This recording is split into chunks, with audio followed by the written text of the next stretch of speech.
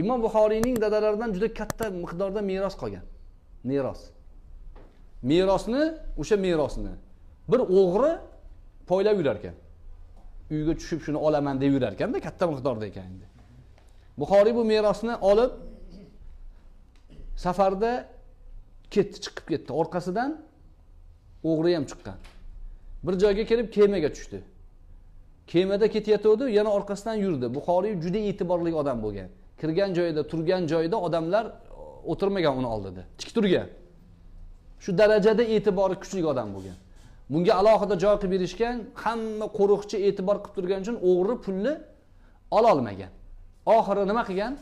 Bitta yo'l topgan. Qarasa, qirg'oq yaqinlashyapti. Bitta yo'l qilgan, aytganki, meni degan katta miqdorda pulim bor edi, o'g'ri o'g'irladi deb janjal boshlagan. Hozirgi sharmandalarga o'xshaganda, sharmandalar birinchi baqiradi-yu chiqib olib.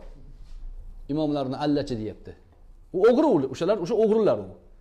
Birinchi baqirganiga e'tibor qilasiz, o'g'rini taniysiz shunda. Qanaqa edi, shunaqa edi, shunaqa edi. Hammani titishgan.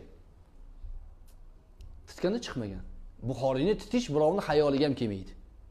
Hech kim Buxoriyni titishlikka jur'at qilmagan. O'g'ri aytganki, "Yo, buni ham titasizlar" degan.